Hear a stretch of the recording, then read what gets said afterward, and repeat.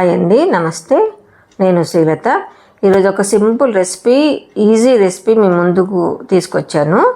అదేంటంటే కాలీఫ్లవర్ పులావ్ అండి. అయితే మనకు దీనికి కావాల్సిన పదార్థాలు కూడా చాలా సింపుల్ అండి. ఎవరైనా కొత్తగా వంట నేర్చుకున్న వాళ్ళకైతే చక్కటి రెసిపీ అని చెప్పొచ్చండి. క్యారెట్, కాలీఫ్లవరు, పచ్చి బఠానీ, పచ్చిమిర్చి, కొత్తిమీర, తర్వాత మసాలా దినుసులు నేను చూపించే విధంగా తీసుకున్నాను. నేను ఒక చిన్న టీ గ్లాస్తో 2 గ్లాసుల రైస్ తీసుకున్నానండి. మామూలు రైసేనండి, బాస్మతి రైస్ కూడా కాదు, మామూలు మనం రెగ్యులర్గా ఇంట్లో వాడుకునే రైసే.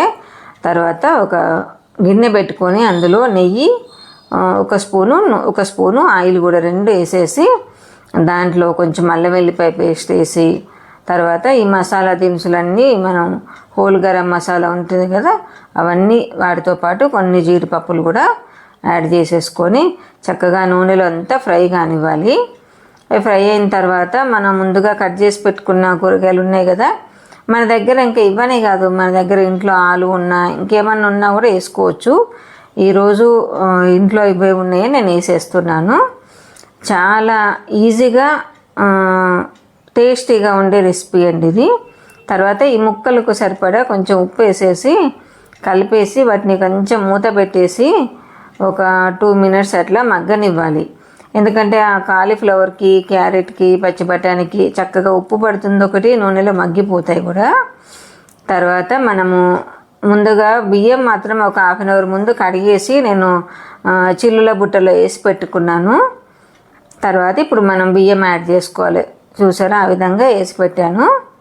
బియ్యం యాడ్ చేసేసుకొని మనము మామూలు రైస్కు వండుకున్నట్టుగా 1కి 2 గ్లాసుల వాటరు వేసేసుకొని, ఇప్పుడు దీంట్లో రైస్కు సరిపడే ఇంకొంచెం ఉప్పు చూసుకొని, మనం వాటర్ వేస్తాం కదా, వాటర్ వేసిన తర్వాత కొంచెం ఉప్పు చూసుకొని కావాలంటే కొంచెం ఉప్పు వేసుకోవచ్చండి.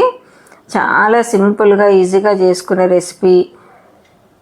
చూసారా, ఆ విధంగా అన్నీ కలిపేసేసి ఉడకనివ్వాలి. అలాగే నా ఛానల్ సబ్స్క్రైబ్ చేసుకోండి, లైక్ చేయండి.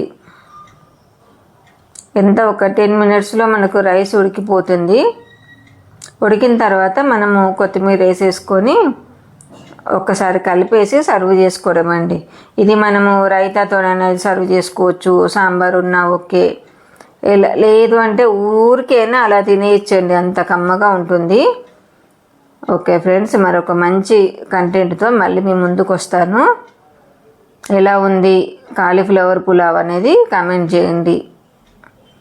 లైక్ చేయడం, సబ్స్క్రైబ్ చేసుకోవడము మర్చిపోకండి. కంటెంట్ నచ్చితే షేర్ చేయండి. Okay, bye.